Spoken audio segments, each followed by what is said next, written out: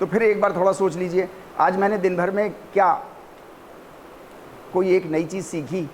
अगर आपने एक नई चीज़ सीखी, अगर सीखी, तो वो दिन आपका जायज़। और अगर आपने एक भी दिन कोई भी एक चीज़ भी नहीं सीखी, तो वो दिन आपके ऊपर हराम, क्योंकि आप इंसान हो, आपको नित्य नई चीज़ें सीखते रहना है।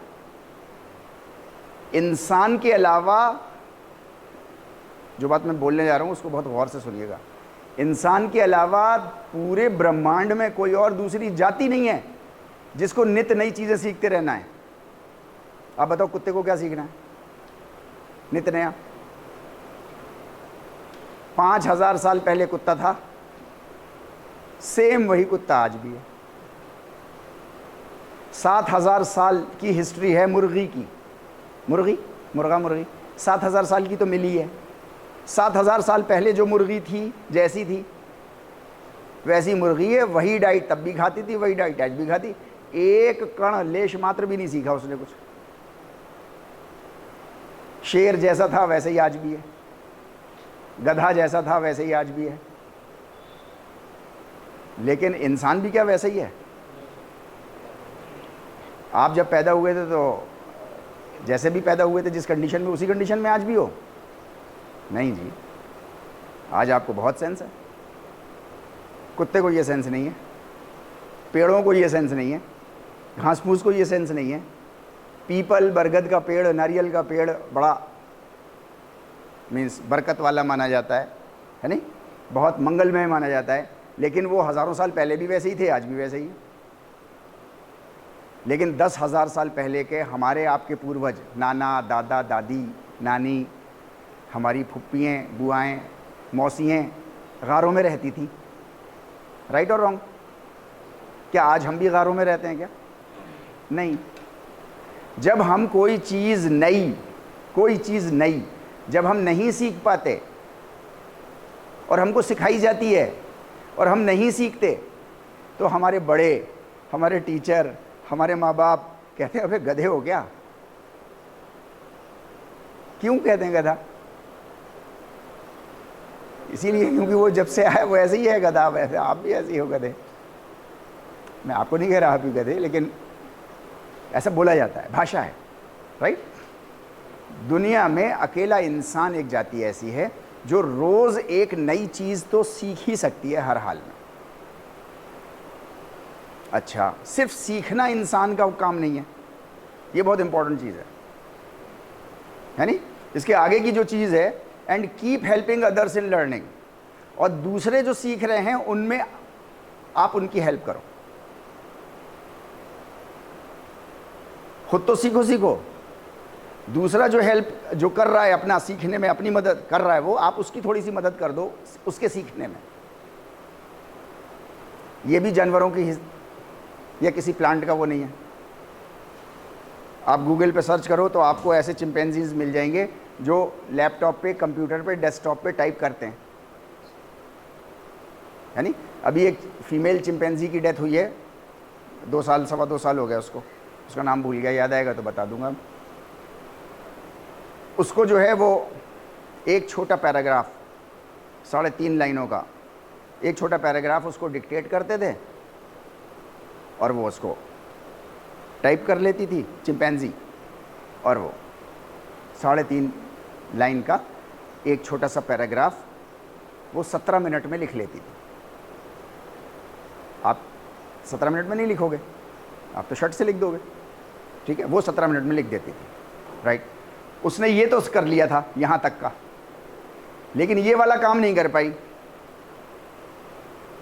उसकी 4 जनरेशन्स थी, मतलब उसके खुद के बच्चे थे, उसके बच्चों के बच्चे थे, बच्चों के बच्चों के बच्चे थे, और बच्चों के बच्चों के बच्चों के बच्चे थे उसके सामने जब उसकी डेथ हुई। 4 बच्चे थे, एक को भी नहीं सिखा पाई वो कि टाइपिंग सिखा दे, एक ए वर्ड भी सिखा दे। जानवरों की प्रवृत्ति नहीं है। कुत्ता खुद बॉल लाना सीख लेगा आपसे, लेकिन वो कहो कि वो अपने बच्चों को भी सिखा देगा बॉल लेके आना, नहीं सिखा सकता। ये सिर्फ इंसान की खासियत है। जानवर और इंसान में फ़र्क ही इस बात का है कि वो नित्य नई चीज़ें सीख लेता है इंसान, और दूसरों को फिर जब सीख लेता है तो दूसरों को सिखा देता है। मैंने एनाटॉमी सीख ली, जैसी भी आती टूटी फूटी, अब मैं आपको भी आपसे शेयर कर रहा हूँ। जानवर ऐसा नहीं शेयर करता, या करता शेयर वो?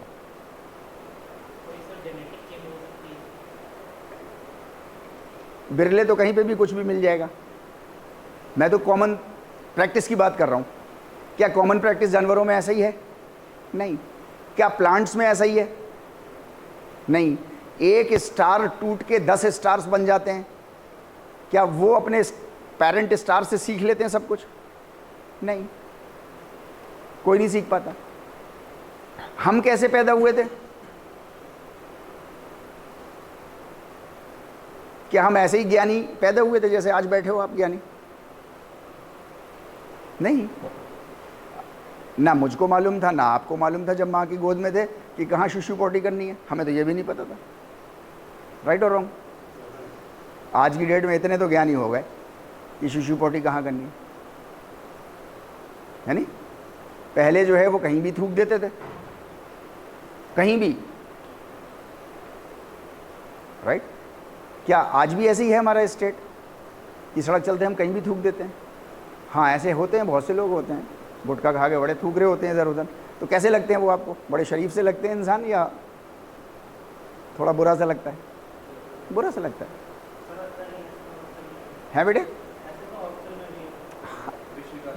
जहाँ इंसान होंगे वहाँ होंगे, जहाँ इंसान होंगे वहाँ होंगे। उन्होंने नहीं सीखा, वो गधे के गधे ही बने रहे, वो इंसान नहीं बन पाए, या उनको इंसान बनने का मौका नहीं मिला, या सिखाने वाले तो मिले उनको लेकिन उन्होंने नहीं सीखा। बहुत सी चीज़ें हो सकती हैं ना। राइट? सबसे पहली कोशिश हमें आपको ये करनी है कि हमें ऐसी गलती नहीं करनी है। जहाँ से भी कोई नई बात अच्छी सीखने को मिले जो हमारे काम की हो, उसको फ़ौरन सीख लेना चाहिए। और एकदम से कोई चीज़, आपको सारी चीज़ें एकदम से नहीं आ जाएंगी। ऐसा नहीं है कि फ़िज़िकल एजुकेशन आप एकदम से सीख लोगे।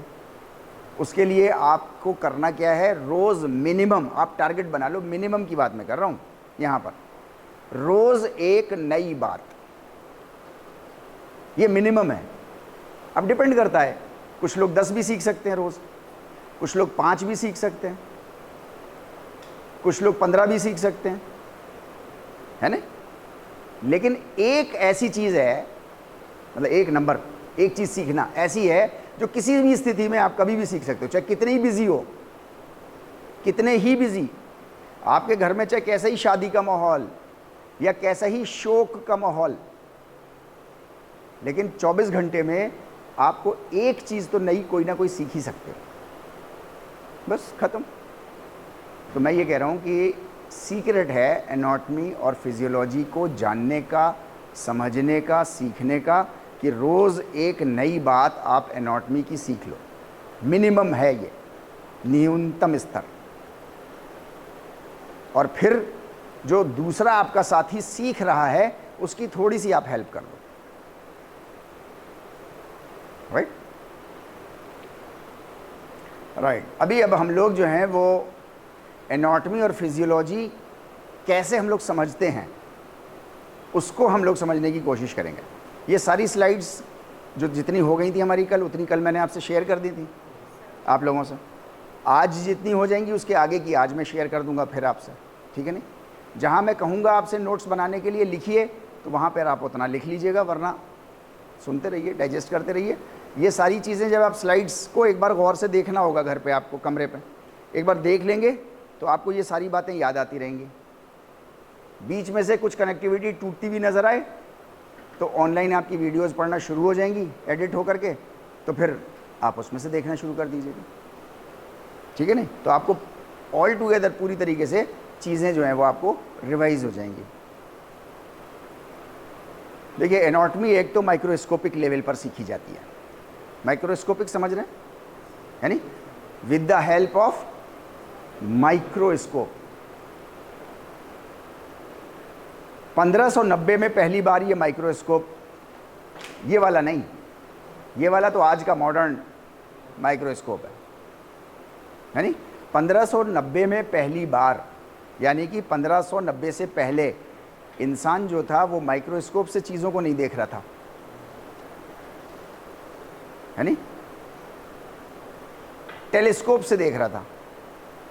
टेलीस्कोप समझते हैं? मतलब दूर की चीज़ें जो नहीं दिखाई दे रही, दूरबीन लगा के वो तो देख रहा था, लेकिन जो सूक्ष्मतर थी, छोटी से छोटी, जो नग्न आंखों से नहीं दिखाई दे सकती थी, कीटाणु, बैक्टीरिया, वायरस, सेल्स, फंजाई, ऐसे बहुत सारी चीज़ें, हर चीज़ का एटम, एटम के अंदर न्यूट्रॉन, प्रोटॉन, इलेक्ट्रॉन, ये सब नहीं दिखाई दे रहा था, राइट। इसको देखने के लिए इंसान ने नया सीख लिया। 1590 में उसने एक इंस्ट्रूमेंट बना लिया। उस इंस्ट्रूमेंट को हम और आप माइक्रोस्कोप कहने लगे। माइक्रोस्कोप बना तो ऑल टुगेदर इंसानों की दुनिया ही चेंज हो गई। जैसे कोरोना आया तो दुनिया चेंज हो गई। बहुत सी नई नई बातें जो हमें कभी नहीं आती थी, हमने सीख ली। मुझे ऑनलाइन पढ़ाना नहीं आता था, बहुत परेशानी हुई, लेकिन सीख लिया। इंसान की प्रवृत्ति है, सीखता है, right.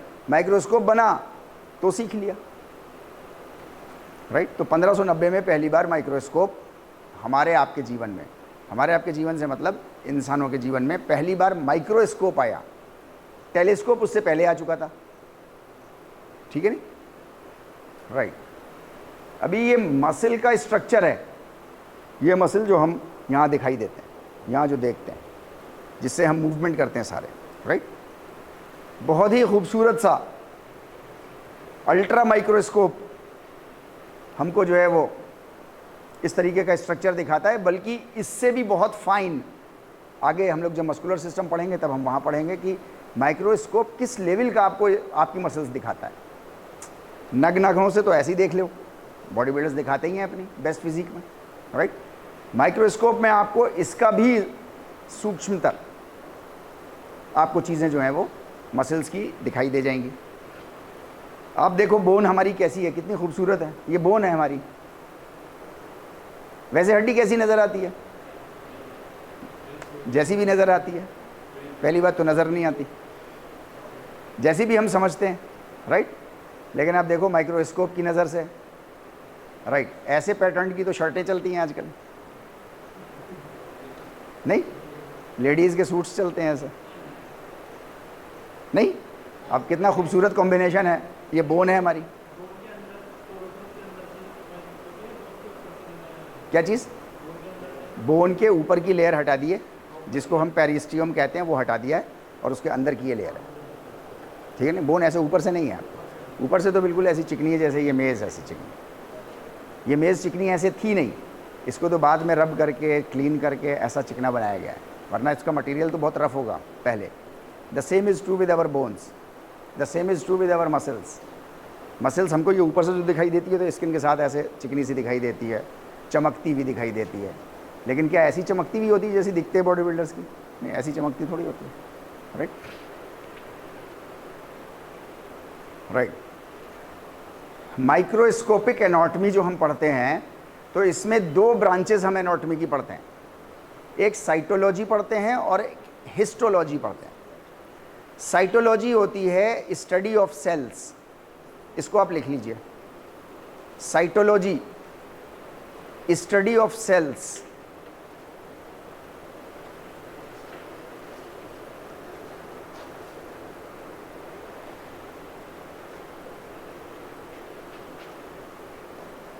Histology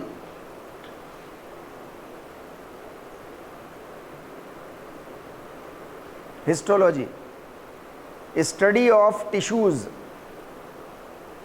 study of tissues.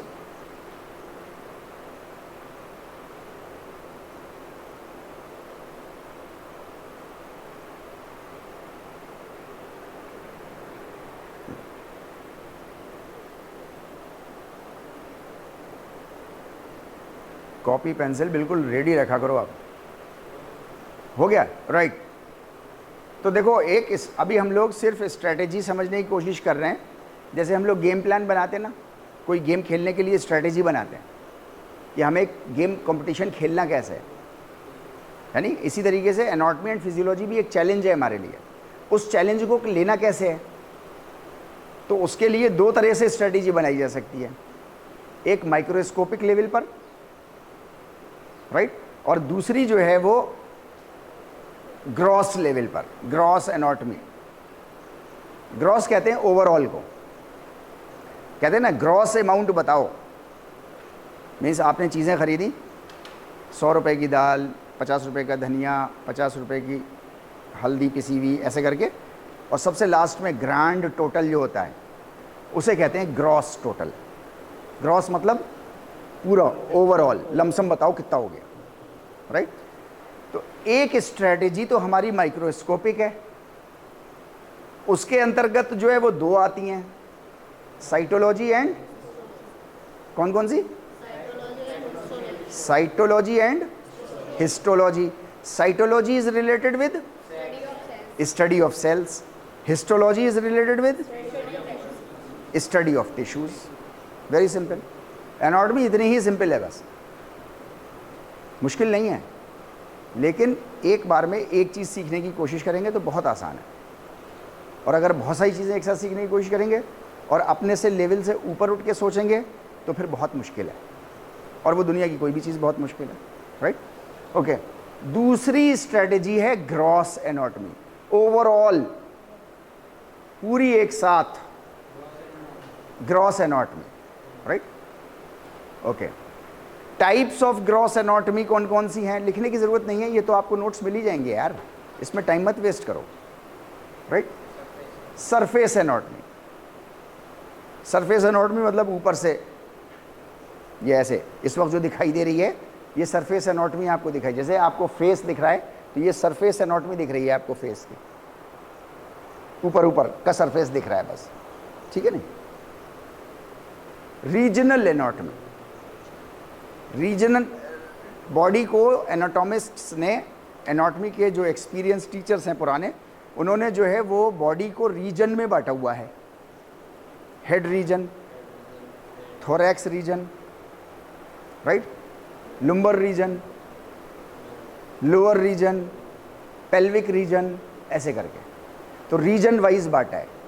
तो हेड रीजन, तो हेड रीजन में जितनी भी चीज़ें आएंगी, थोरैक्स में जितनी भी चीज़ें आएंगी, लुम्बर में जितनी भी चीज़ें आएंगी, पेल्विक में जितनी भी चीज़ें आएंगी, और उसके नीचे जितनी भी चीज़ें आएंगी, तो रीजन में बांटा हुआ है। तो ग्रॉस एनाटॉमी, एक तो सरफेस एनाटॉमी है पूरी, दूसरा एक रीजनल एनाटॉमी है, divided into different regions, right. Then systemic anatomy. Systemic anatomy क्या मतलब,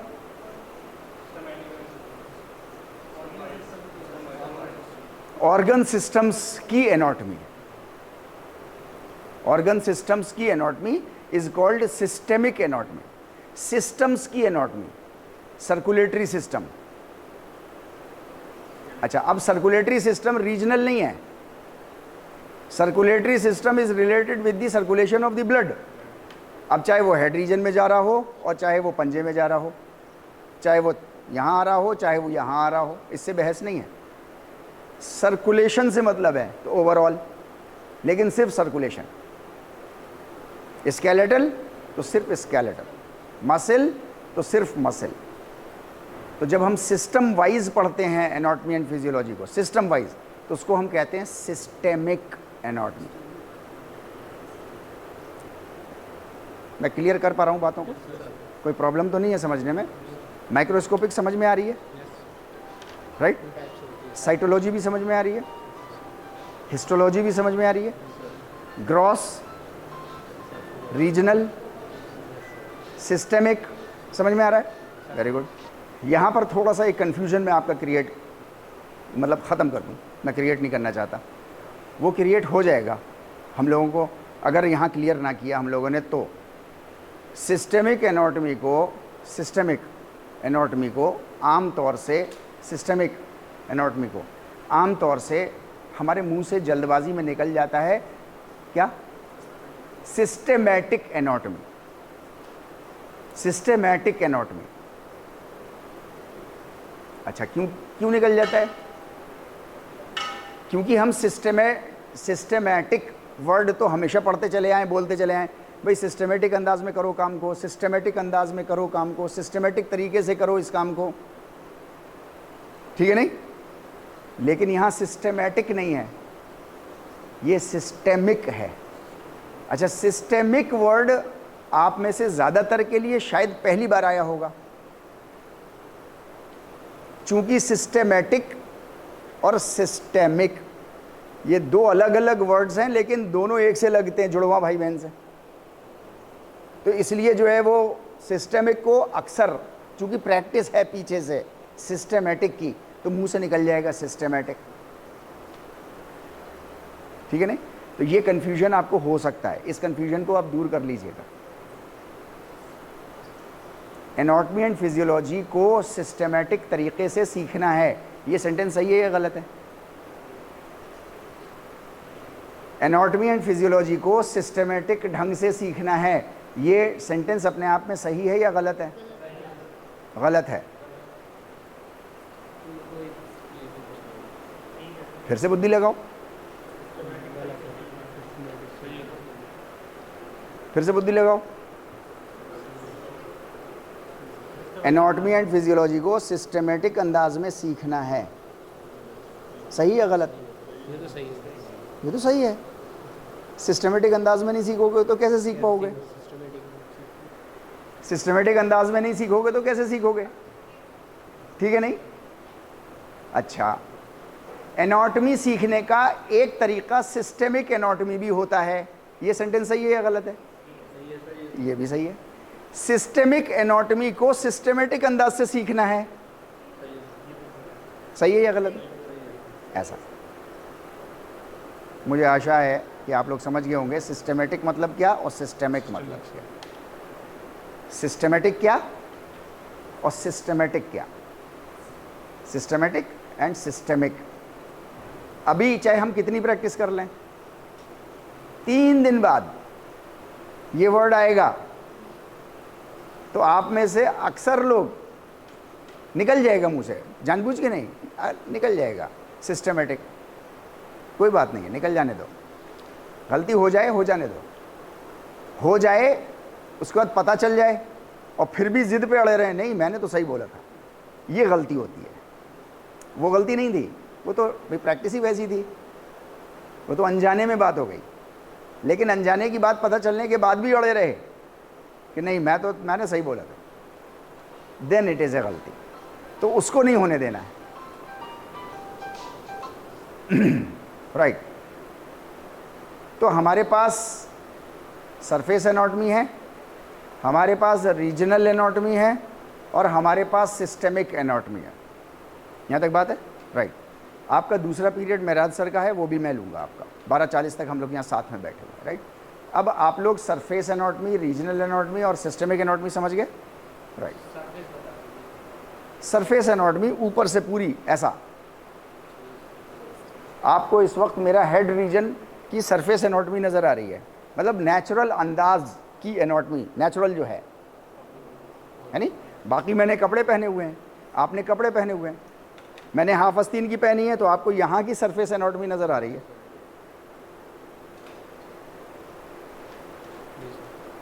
मैं अपनी बात समझा पा रहा हूँ आपको? तो this is called natural outer body. आपकी natural outer body is called surface anatomy. Then regional anatomy, जो रीजन में बटी हुई है, वो आएगा आगे कौन कौन से रीजन में है। एंड देन उसके बाद systemic anatomy. Very good, right right. देखिए सरफेस एनाटॉमी एक्सटर्नल बॉडी हमारी, ठीक है नहीं। देन रीजनल एनाटॉमी, देखिए मेजर रीजन्स हमारे बटे, स्कल है नहीं, नेक, थोरैक्स, लुम्बोसैक्रल जिसको हम कमर का हिस्सा कहते हैं, पेट और कमर का हिस्सा, पसलियों से नीचे और हिप्स के ऊपर का इतना हिस्सा, और हमारे लिम्ब्स, लिम्ब्स मतलब ये हाथ और ये नीचे ऐसे पैर, these are called limbs.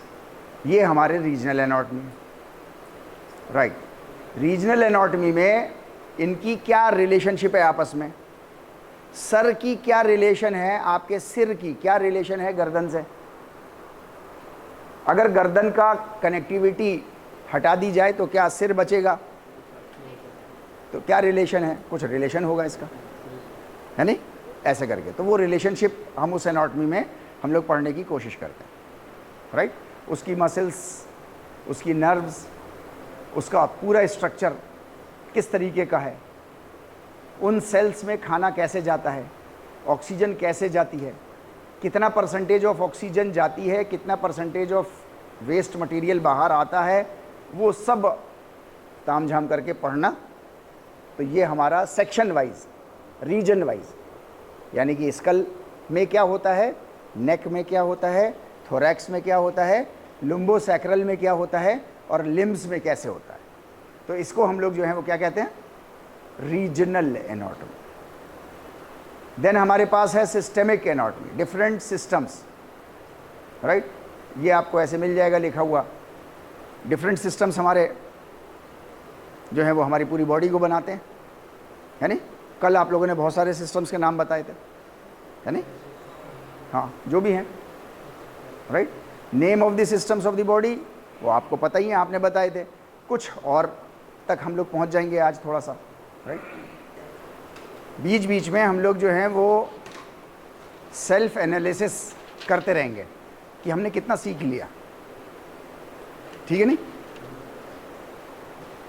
Which of the following specialties might focus on studying all of the structures of the ankle and foot? निम्नलिखित में से कौन सी विशेषज्ञता टखने और पैर की सभी संरचनाओं के अध्ययन पर केंद्रित हो सकती है? Microscopic anatomy, systemic, muscle, regional. Systemic, आप बताओ। Systemic is related with the systems. Systems मतलब circulatory system, digestive system. Regional is means parts, सर का हिस्सा, पैर का हिस्सा अलग, है नहीं? हाथों का अलग, थोरैक्स अलग, लुम्बोसैक्रल, पेट और कमर, बस। तो अब ये बताओ, पैर और टखने की एनाटॉमी अगर हमें सीखनी है तो वो सिस्टेमिक एनाटॉमी में आएगी या रीजनल में आएगी? रीजनल नहीं, किसी की कॉपी मत करो, अपना दिमाग से इस्तेमाल करो जी। रीजनल में आएगी, रीजनल में आएगी। आप सोच लो थोड़ा सा जी, आप रीजनल, रीजनल क्या क्या रीजनल एनाटॉमी? सवाल पता है? तो फिर हम दुनिया कह रही है रीजनल, तो मैं भी कह रहा हूँ रीजनल। इंसान ऐसे बिहेव करता है, ये इंसान का नेचुरल बिहेवियर है। सब बोल रहे हैं तो मैं भी बोल रहा हूँ, बगैर इसको जाने बूझे है क्या पीछे सिचुएशन, राइट। हम लोग एक सेल्फ एनालिसिस सेक्शन चला रहे हैं। अभी तक हमने क्या सीख लिया, तो उसमें एक हमने सवाल यहाँ पर जानने की कोशिश कर रहे हैं कि एंकल और फुट की एनाटॉमी आपको जाननी है, तो वो किसके अंतर्गत जानोगे? माइक्रोस्कोपिक एनाटॉमी में जानोगे फुट और एंकल की एनाटॉमी, सिस्टेमिक में जानोगे, मसल एनाटॉमी में जानोगे, या रीजनल में जानोगे? सवाल ये है जी। अमन साहब, रीजनल में जी, पक्का, कंफर्म, या अभी भी शक है?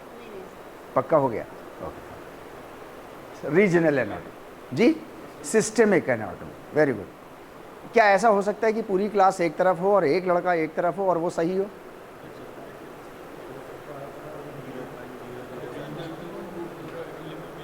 अभी सवाल अब दूसरा हो गया है, अभी सवाल दूसरा पैदा हो गया है। पूरी क्लास एक तरफ हो और एक बच्चा, कोई भी XYZ, एक बच्चा एक तरफ हो और वो सही हो, क्या ऐसा हो सकता है या नहीं हो सकता? ऐसा हो सकता है। वो कह रहा है सिस्टेमिक, अभी नहीं होगा। ओके फाइन, राइट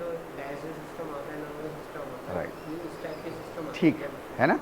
एंकल और फुट के बारे में हम एनाटॉमी समझने की उसकी कोशिश कर रहे हैं। तो ये रीजनल एनाटॉमी में आता है, रीजन की है, ठीक है नहीं, सिस्टमिक की नहीं है, मसल की नहीं है। हालांकि एंकल एंड फुट में मसल भी होती है। एंकल एंड फुट जो है वो स्केलेटल सिस्टम का हिस्सा भी है, लेकिन जब हमको ankle and foot as a region पढ़ना है, एज ए रीजन, तो फिर रीजनल एनाटॉमी है, ठीक है ना, राइट, ओके फाइन।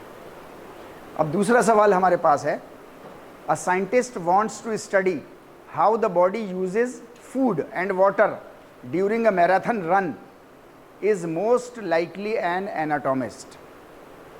इसको हिंदी में कहेंगे, एक वैज्ञानिक ये अध्ययन करना चाहता है कि मैराथन दौड़ के दौरान शरीर भोजन और पानी का उपयोग कैसे करता है। तो जो ये विशेषज्ञ है ये एनाटॉमिस्ट है। क्या ये सही है या गलत है?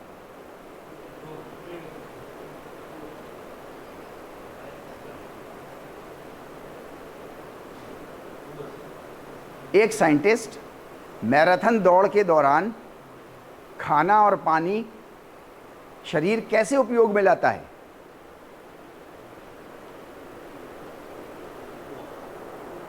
ऐसा विशेषज्ञ एनाटॉमिस्ट होता है।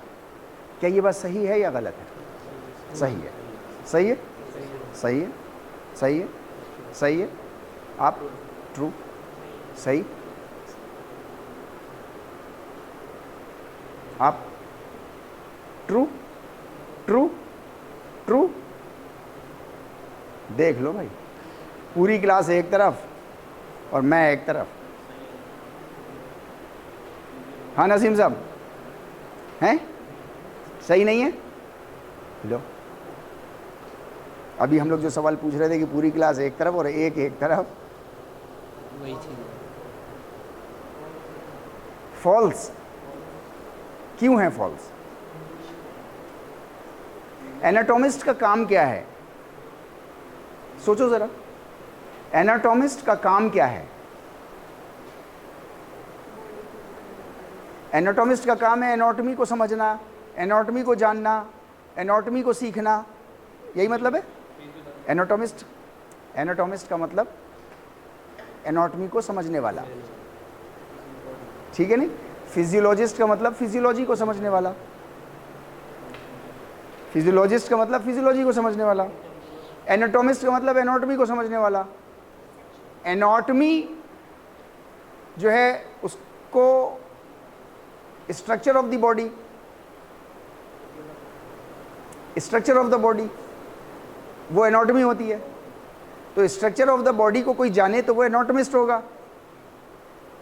अच्छा, शरीर के अंदर भोजन और पानी कैसे इस्तेमाल हो रहा है, कैसे इस्तेमाल हो रहा है, ये एनाटॉमी है या फिजियोलॉजी है? अरे बाबा, तो वो एनाटॉमिस्ट कैसे हो गया वो?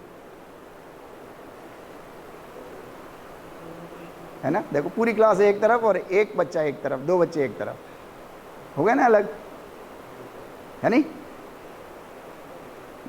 हम लोग एनाटॉमी एंड फिजियोलॉजी में 100 घंटे तक दिमाग की सारी खिड़कियां खोल के रखेंगे, सिर्फ आंखें खोल के नहीं रखना है नहीं। ऊट पटंग सवाल ऐसे मैं बहुत सारे पूछता रहूँगा आपसे, आपके फ़ायदे के लिए, इसमें मेरा कोई फ़ायदा नहीं है। मैं आपको नहीं भी पढ़ाऊँगा तब भी मुझे भरपेट तनख्वाह मिलेगी, और मैं बहुत एक्स्ट्रा मेहनत करके पढ़ाऊँगा तब भी उतनी ही तनख्वाह मिलेगी। तो मेरा तो कोई फ़ायदा ही नहीं है, फ़ायदा आपका है। तो ये ऊट पटंग सवाल आपको झेलने होंगे अपने फ़ायदे के लिए, ठीक है, राइट। दूसरे के लिए तैयार रहिएगा। एक फिटनेस ट्रेनर है, वो आपकी energy expenditure, metabolic rate, energy expenditure को बढ़ा देता है। एक फिटनेस ट्रेनर वो होता है जो आपकी ऊर्जा व्यय को बढ़ाता है, एनर्जी एक्सपेंडिचर को बढ़ाता है, फिटनेस ट्रेनर बढ़ा देता है। क्या ये बात सही है या गलत है?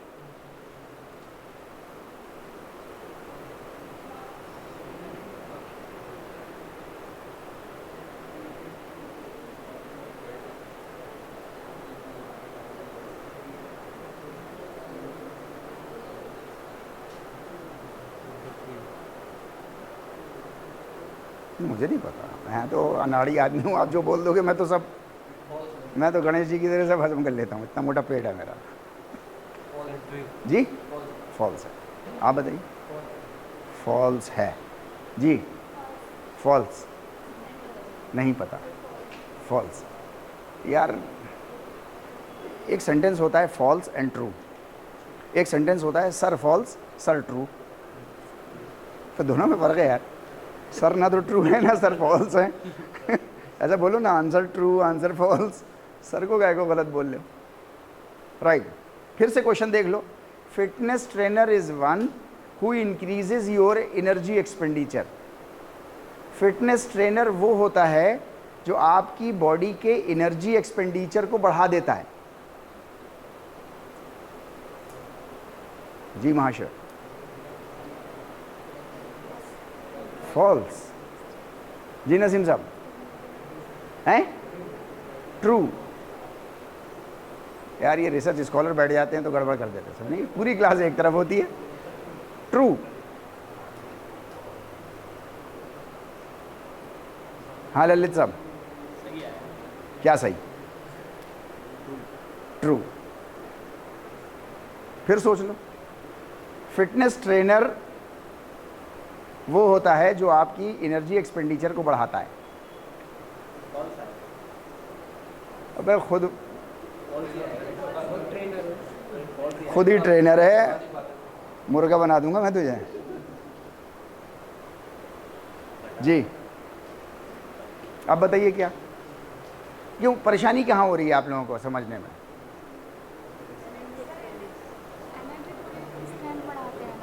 एनर्जी एक्सपेंडिचर, एनर्जी को खर्च करने की क्षमता बढ़ा देता है, नहीं? फिटनेस ट्रेनर करता क्या है? एक्सरसाइज कराता है, ठीक है, एक्सरसाइज कराता है। आप फिटनेस ट्रेनर हो, मैं उस फिटनेस सेंटर का मैं एक मेंबर हूँ, आपको मुझे फिज़िकल एक्टिविटी करानी है तो, और मेरा वेट कम करना है, राइट? मेरा वेट जो है वो 86 केजी है, आपको 80 केजी वेट करना है मेरा अगले 4 महीने में, ये टारगेट है। तो आप मुझे कुछ फिज़िकल एक्टिविटी कराओगे, उस फिज़िकल एक्टिविटी को जो हम करेंगे तो उसमें एनर्जी एक्सपेंडिचर होगा या नहीं होगा? एनर्जी खर्च होगी या नहीं होगी? एनर्जी खर्च होगी या नहीं होगी? तो क्या और क्या पूछ रहे हैं? फिटनेस ट्रेनर वो होता है जो आपकी एनर्जी एक्सपेंडिचर को बढ़ा देता है, एनर्जी के खर्च को बढ़ा देता है। गलत है या सही है? ट्रू है। तो अभी तक तो फॉल्स बोल रहे थे सब मिलकर। अच्छा मैं ट्रू बोल रहा, ओके फाइन। बढ़ा देता है ना, राइट? परेशान नहीं हुआ करो। कभी कभी मैं टेढ़े सवाल पूछ करके बहुत सीधा सा सवाल पूछूंगा, उसमें भी आपको बहुत कन्फ्यूजन हो जाएगा। सिंपल था ये क्वेश्चन, मुझे लगा टिपिकल। वो मेरी हरकतों से लगेगा आपको।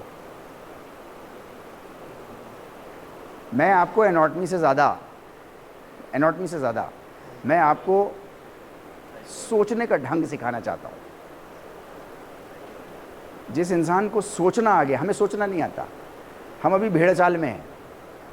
हमारी भेड़ चाल वाली सोच है कि सब कह रहे हैं हु तो हम भी कह रहे हैं हु।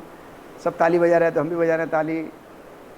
तो समझ में नहीं आ रहा क्या हो रहा है, बस सब उधर जा रहे हैं तो हम भी उधर जा रहे हैं, पता नहीं है क्या हो रहा है, बस जा रहे हैं।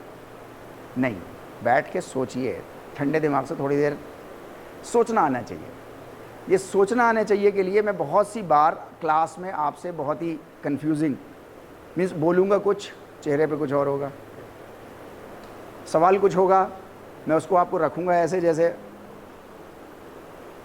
कुछ और कह रहा हूँ मैं। अब आपको दिमाग लगाना है, बस सोचना है आपको। अब आप बड़े हो गए हो, राइट? तो एनाटॉमी तो सीख ही लेंगे हम। अगर आपको सोचना आ गया तो एनाटॉमी आप बहुत जल्दी सीख लो। एनाटॉमी मुश्किल नहीं है, सोचें कैसे, हाउ टू थिंक, ये बहुत मुश्किल काम, इसको आना है हमको, राइट? फाइन। तो ये तीनों क्वेश्चन हमें समझ में आ गए अब, है नहीं? राइट। ये एनाटॉमी वाला पार्ट इंपॉर्टेंस का है, छोटा सा आपके सिलेबस का हिस्सा है नहीं? आपकी इंडिविजुअल की कैपेसिटी को समझने में मदद करता है। इसी तरीके के सेंटेंसेस हैं छोटे छोटे से, आप इनको एक बार खुद पढ़ लीजिएगा, मैं आपको ये स्लाइड भेजूंगा। इसमें कोई पॉइंट आपको समझ में ना आए, जब आप कमरे पे घर पे पढ़ें ना समझ में आए तो उस पॉइंट को आप मुझसे चाहें तो अभी पढ़ते रहिए धीरे धीरे। जैसे it helps in evaluation of an individuals capacity, it helps to study the effects of physical activities on human body, human body पे फिजिकल एक्टिविटीज़ का क्या असर होता है, ठीक है। It helps in positioning of body during training sessions, training session में हमारी बॉडी किस पोजीशन में होनी चाहिए, किस स्किल को करते पे कैसी बॉडी होनी चाहिए। फॉर एग्जांपल क्रिकेट में फ्रंट फुट पे जाएं तो कैसी बॉडी होनी चाहिए, बॉडी का पोजीशन कैसा होना चाहिए, ये हमको एनाटॉमी से और फिजियोलॉजी से सीखने में मदद आती है, right. It helps in preventing injuries during movements, right. It helps in providing adequate information of nutrition and utilisation in human body. It helps in speedy and effective recovery from injuries. चोली दामन का साथ है physical activities और चोट का। Physical activities करोगे तो चोट लगेगी।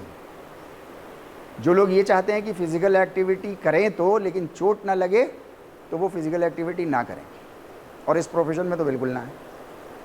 हाँ, कम से कम तर चोट लगनी चाहिए, ये मैटर है, ठीक है नहीं, राइट। एक बार लग गई तो फिर कितनी तेज़ी से हम उसको इम्प्रूव कर लें उस चोट को, तो ये एनाटॉमी एंड फिजियोलॉजी हमको उसको समझने में बहुत मदद करती है। It helps in improving and stabilising the movement performance. आपकी मूवमेंट परफॉर्मेंस, आपकी स्किल परफॉर्मेंस जैसी भी है, उसको गिरने नहीं देती एनाटॉमी एंड फिजियोलॉजी की नॉलेज, बल्कि उसको रोक के रखेगी। ये तो मिनिमम काम करेगी और मैक्सिमम ये करेगी कि उसमें इम्प्रूवमेंट भी करवाती रहेगी धीरे धीरे इसकी knowledge, right. It helps an individual to choose any sport even physical activity as per the bodily requirements and capacities. आपको अगर एनाटॉमी और फिजियोलॉजी की जानकारी है तो आप इंडिविजुअल्स के डिफरेंसेस, उसकी एनाटॉमी और फिजियोलॉजी कैसे काम कर रही है, उसकी जानकारी के अनुसार आप जो है वो उसकी फिजिकल एक्टिविटी आप उसको तय करके दे सकते हो कि तुम्हें इस एक्टिविटी को करना चाहिए तो ज़्यादा फ़ायदा होगा, तुम इस एक्टिविटी को करो तो ज़्यादा फ़ायदा होगा। ऐसे ही होता है, राइट।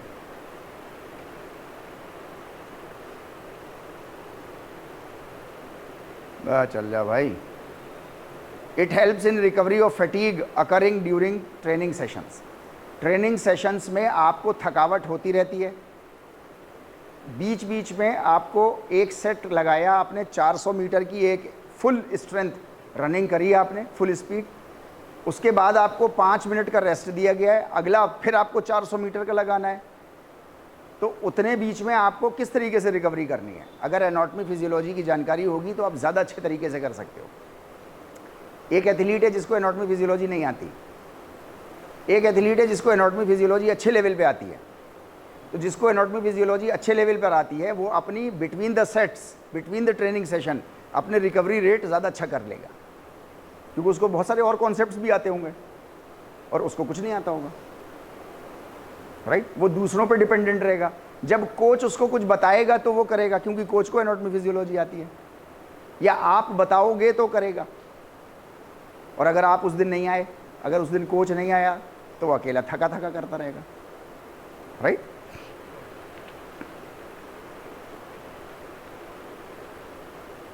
राइट। आपको अल्कोहल के इल इफेक्ट्स आपकी फिजिकल एक्टिविटी परफॉर्मेंस पर क्या पड़ेंगे।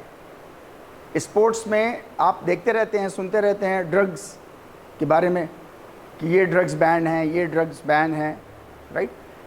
सुनते रहते हैं, लेकिन बॉडी पे क्या असर डालते हैं वो, आपके माइंड को कैसा बना देती हैं वो ड्रग्स, इसके बारे में जिसको एनाटॉमी फिजियोलॉजी आती है तो वो ज़्यादा अच्छे तरीके से समझ पाएगा कि वो ड्रग्स क्यों बैन हैं, क्यों नुकसान कर रही हैं आपकी बॉडी को, ठीक है नहीं, right. It provides the holistic information about persons bodily structure and functions. Overall structure और फंक्शन आपको जो है वो एनाटॉमी एंड फिजियोलॉजी से जानकारी आपको हासिल हो जाती है। तो ये 8, 10, 12 पॉइंट्स हैं इम्पोर्टेंस के ऊपर आपके, राइट।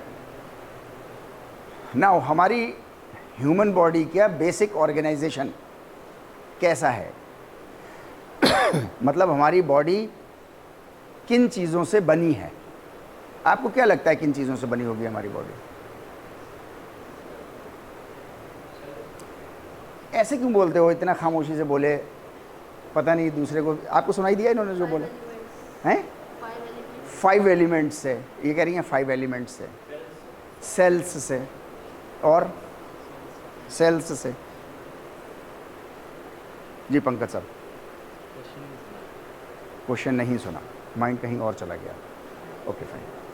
हम ये पूछ रहे हैं कि आपको क्या लगता है कि आपकी बॉडी किन चीज़ों से बनी है?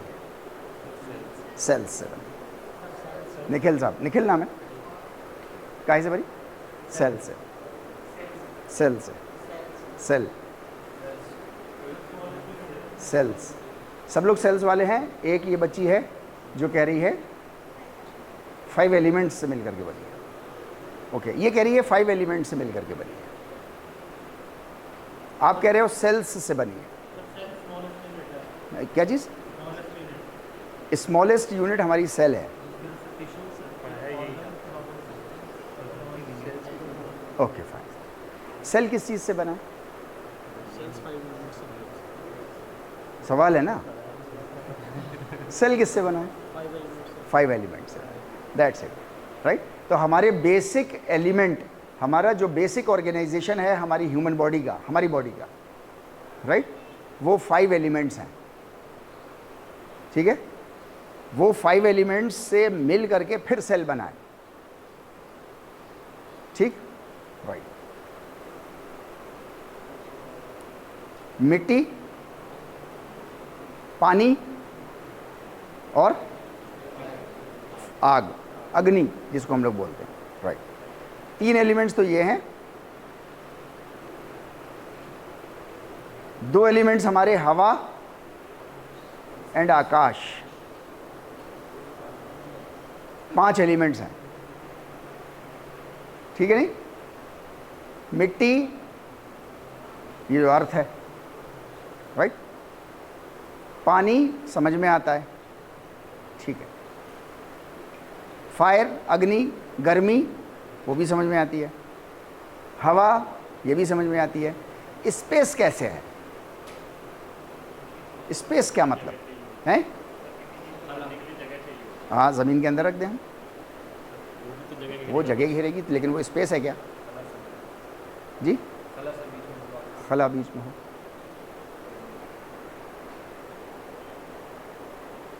स्पेस मतलब क्या?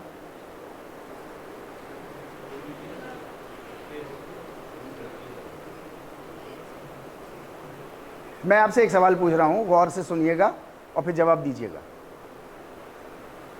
हम अर्थ में खड़े हैं या अर्थ पे खड़े हैं? अर्थ में खड़े हैं या अर्थ पर खड़े हैं? अर्थ में, अर्थ पे, अर्थ पर खड़े हैं। जी, आप लोग पीछे वाले अर्थ में खड़े हैं, इसका क्या मतलब हुआ? अर्थ के अंदर खड़े हैं, राइट, अर्थ के अंदर खड़े हैं। अच्छा, अर्थ पर खड़े हैं, इसका क्या मतलब हुआ? अर्थ के ऊपर खड़े हैं। नाउ अब हमको डिसाइड करना है कि हम कहाँ खड़े हैं। अर्थ के अंदर खड़े हैं क्या इस वक्त, या अर्थ के ऊपर खड़े हुए हैं? ये अर्थ है, फॉर एग्जाम्पल ये अर्थ है, ऐसे, ठीक है। अब हम अर्थ में खड़े हुए हैं या अर्थ पे खड़े हुए हैं? अर्थ पर खड़े हैं, अर्थ में नहीं खड़े। अर्थ में खड़े होने का मतलब तो ये हुआ कि अर्थ हमारे ऊपर है, ठीक है नहीं? यहां तक बात समझ में आ गई? अर्थ में नहीं खड़े हम अर्थ पे खड़े हुए हैं। अच्छा, ऐसे मैं खड़ा हूं, ऐसे ही सब खड़े, राइट। सारे प्लांट्स भी ऐसे ही खड़े, सारे जानवर भी ऐसे ही खड़े हैं, सारी बिल्डिंग्स भी ऐसे ही बनी हुई हैं। मैं उनकी बात नहीं कर रहा जो अंडरग्राउंड बनी हुई हैं, वो अर्थ में है। लेकिन जितनी और बिल्डिंग्स हैं वो सब अर्थ पर हैं। तो पर और में फ़र्क समझ में आ गया हमारे आपके, राइट। ये अर्थ है, मैं और आप इसके ऊपर ऐसे खड़े हैं, राइट। ये अर्थ का ऊपर का हिस्सा है। ऊपर का हिस्सा ये क्या है? ये ऊपर का हिस्सा, ऊपर का हिस्सा क्या है? ये क्या है? स्पेस। ये स्पेस है चारों तरफ। अब कोई अर्थ पे ऐसे खड़ा हुआ है, कोई अर्थ पे ऐसे लटका हुआ है, कोई अर्थ पे ऐसे लटका है। ये अर्थ घूम करके ऐसे हो जाएगी, हम ऐसे खड़े थे तो हम अर्थ पे ऐसे लटक जाएंगे। हर इंसान स्पेस में लटका हुआ है। हर इंसान, हर जानवर, हर बिल्डिंग, हर प्लांट स्पेस में लटका हुआ है, लेकिन ज़मीन से जुड़ा हुआ है। स्पेस में निकले तो नहीं जा रहे ना धरती छोड़ के? क्यों? Gravitational power. सही है, ग्रेविटेशनल पावर या कुछ और भी? प्रेशर। किस चीज़ का? स्पेस का प्रेशर, राइट। ग्रेविटेशनल पुल हमें असल में बहुत सी बातें तो बताई नहीं जाती, साइंस में बिल्कुल नहीं बताई जाती। बहुत सी बातें बताई जाती हैं, आधी अधूरी बताई जाती हैं। बहुत कम बातें ऐसी होती हैं जो हमको पूरी जैसी होती हैं वैसी बता देते हैं, सच्चाई के साथ बता देते हैं। ऐसी बहुत कम बातें होती हैं, राइट। फॉर एग्जाम्पल 1903 से पहले तक इंसानों को ये मालूम था, पूरी दुनिया के इंसानों को 1903 से पहले पूरी दुनिया के इंसानों को ये मालूम था कि प्लांट्स में जीवन नहीं होता है। सबको मालूम था। 1903 में बंगाल में एक सतीश चंद्र बोस नाम का एक साइंटिस्ट पैदा हो गया। उसने जो है वो एक मशीन बना दी। उस मशीन का नाम लिख लीजिए आप लोग, क्रेस्कोग्राफ। Crescograph, CRESCOGRAPH।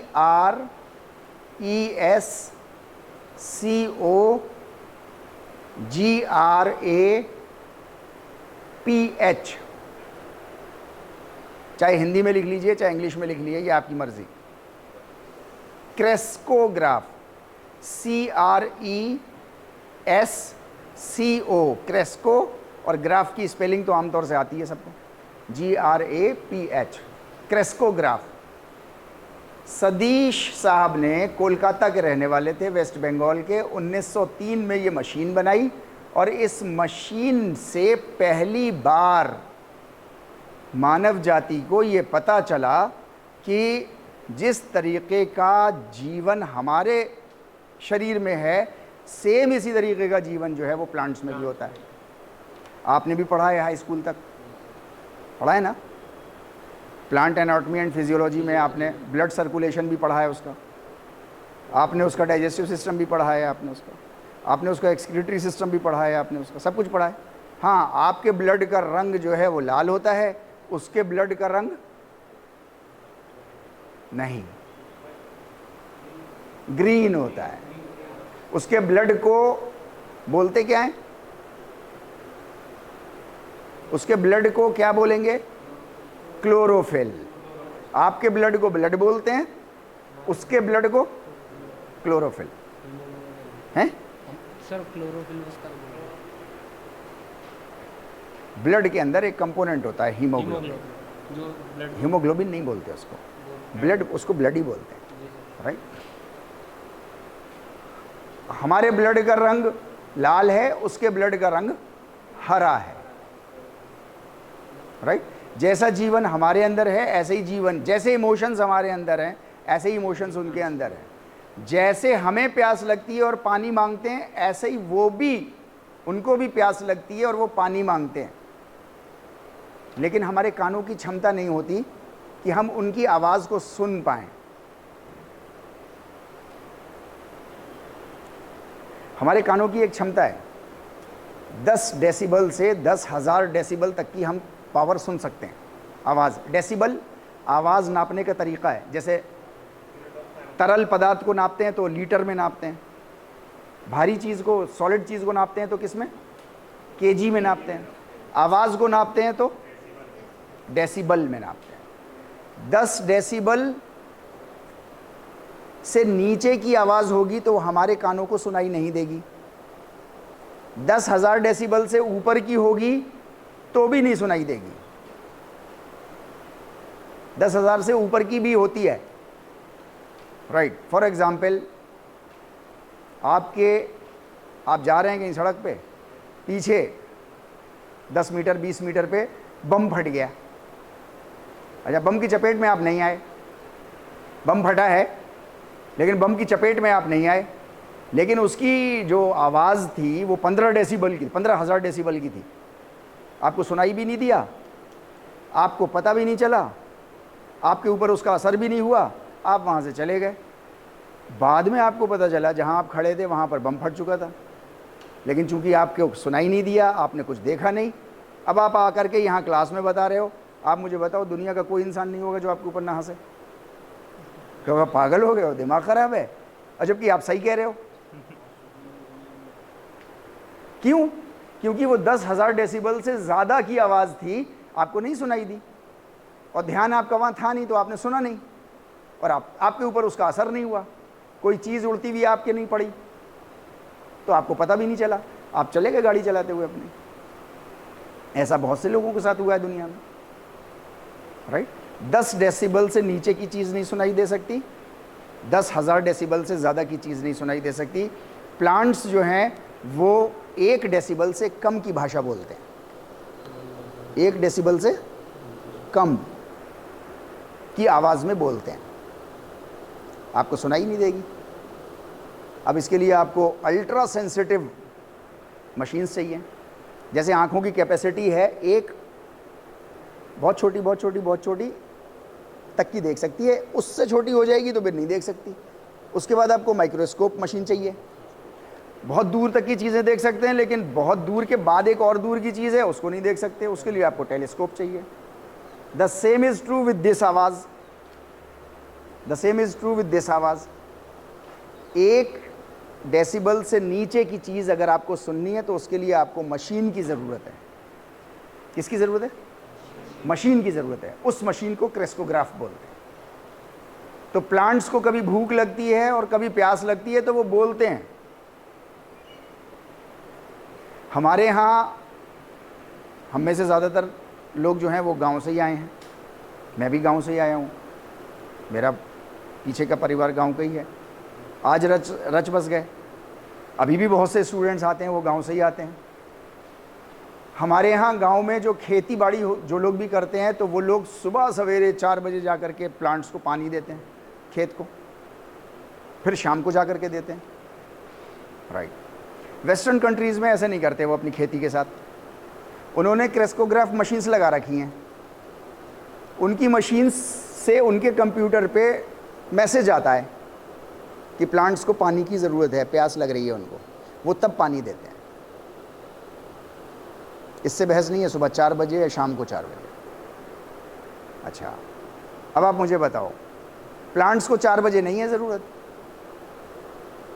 सुबह 11 बजे है ज़रूरत।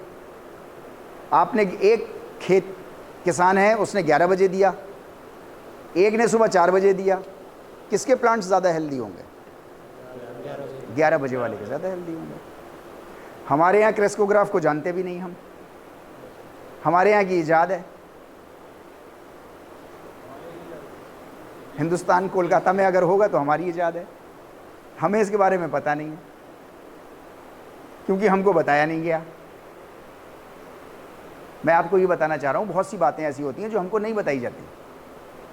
हम पढ़ते रहते हैं, नहीं बताई जाती। हमें तो ये भी नहीं बताया जाता कि सोचना कैसे है, और सारा मसला तो सोचने का है। अब आप सोचो कि हमें क्यों नहीं बताया गया, हमारा किसान क्यों नहीं इस्तेमाल कर पाता, वो बताओ। क्योंकि उसे पता नहीं है, उसे पता नहीं है।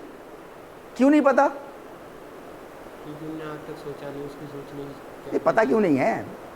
अरे भाई चलो, उसे नहीं पता, आपको तो पता होना चाहिए था। बीए पास हो गया आपका, हाई स्कूल पास करिए। हाँ, क्यों नहीं, आपको क्यों नहीं कराई गई स्टडी? वो स्टडी से क्यों ख़त्म कर दिया गया? भाई उनके किसानों को कैसे पता है? उनके किसानों को वो मशीन कैसे आपको माइक्रोस्कोप पता है ना, क्योंकि आपको बताया गया है। आपको टेलीस्कोप पता है ना, आपको जो है वो कैमरा पता है ना, आपको इंटरनेट पता है ना, यूट्यूब पता है ना, तो बताया गया। आपको क्रेस्कोग्राफ क्यों नहीं बताया? नहीं बताया ना? पहली बार सुना? क्यों नहीं बताया? बाहर के लोग इसका फायदा उठा रहे हैं, बाहर के लोग फायदा उठा रहे हैं।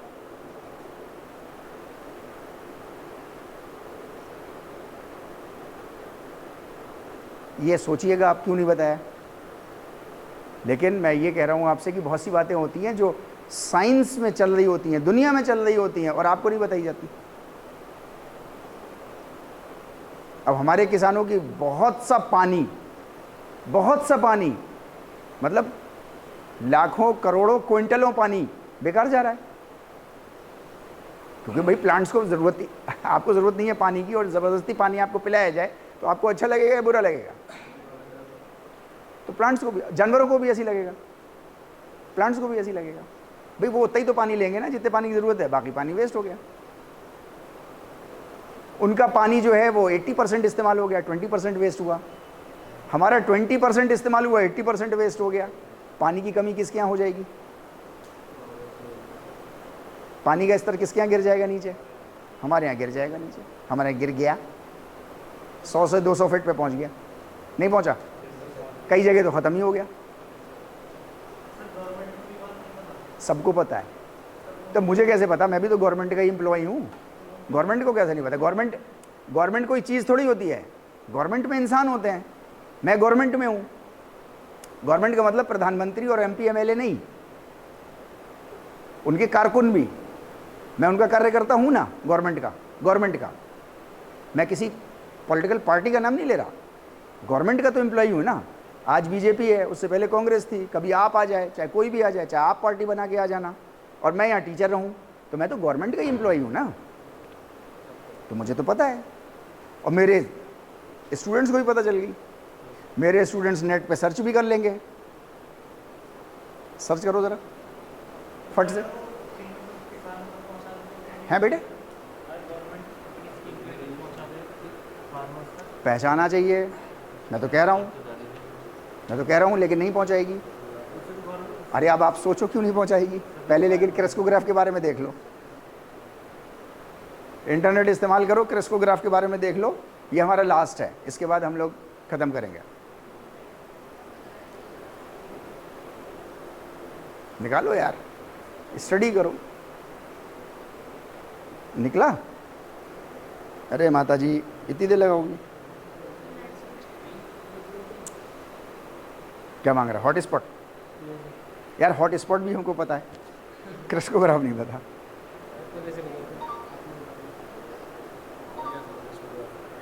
निकल आया? अरे वाह, निकल आया।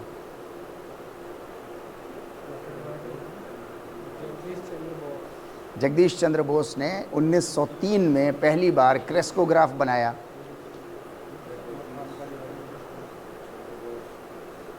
निखिल साहब, एनाटॉमी फिजियोलॉजी की क्लास बड़े काम की है, आप चलते तो रहो, अभी आगे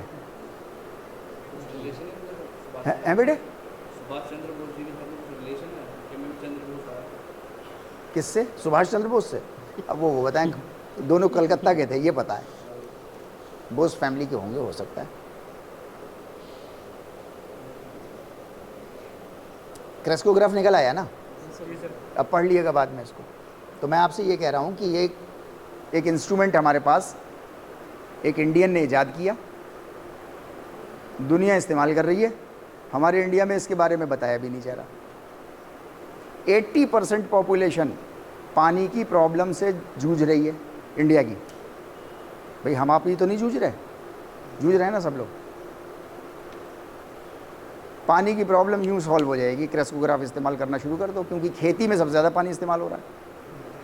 सुबह 4 बजे इस्तेमाल करता है बेचारा किसान जाके, पता नहीं प्यास लगी उसे कि नहीं लगी, पहले पड़ा उसको। भाई हमारे और आपके बाप दादा सभी जा रहे थे, कर रहे थे वहाँ पर, है नहीं। शाम को 4 बजे जाता है, फिर लगाता है पानी, ये सोच करके कि 12 घंटे में। बट सर ऐसा क्यों कि इंडिया में जितने ही परिवार वो चीज़, यही तो मैं आपसे कह रहा हूँ, सोचो थोड़ा बुद्धि लगाना। पानी ज़्यादा इसलिए इंडिया से ज़्यादा कंट्री के पानी वाले लोग हैं और वो लोग क्रेस्कोग्राफ इस्तेमाल कर रहे हैं। भाई वेस्ट क्यों करना किसी भी चीज़ को? नहीं बताया ना, तो हमें ये पूछ रहे हैं कि क्यों नहीं बताया। भाई ऐसा आप सोचो ज़रा कि आपको जो है वो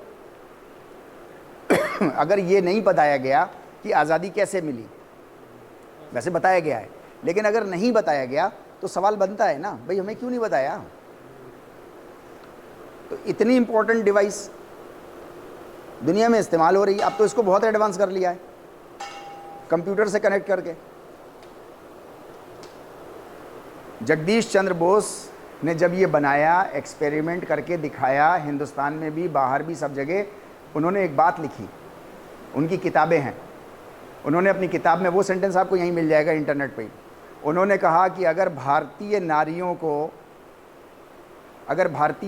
को मैं अपने इस क्रेस्कोग्राफ से जो है वो जब सब्जियों को काटती हैं तो उसमें जो क्रंदन होता है, क्रंदन समझते हैं, एक तो होता है रोना धोना, एक होता है क्रंदन। क्रंदन कहते हैं दिल की गहराइयों से रोना, क्रंदन कहते हैं दिल की गहराइयों से रोना, मतलब बिखर बिखर के रोना, राइट। कि अगर मैं उन सब्जियों का क्रंदन अपने क्रेस्कोग्राफ से सुना दूं तो पूरे जीवन वो कभी रसोई में नहीं जाएंगी। भाई सब्जी काटते होगे तो चीखती होगी ना वो कुछ, लेकिन उसका डेसिबल आपके डेसिबल के लेवल का नहीं है, तो आपको सुनाई नहीं देता। बकरा सुनाई दे जाता है क्योंकि आपके डेसिबल से ज़्यादा का है।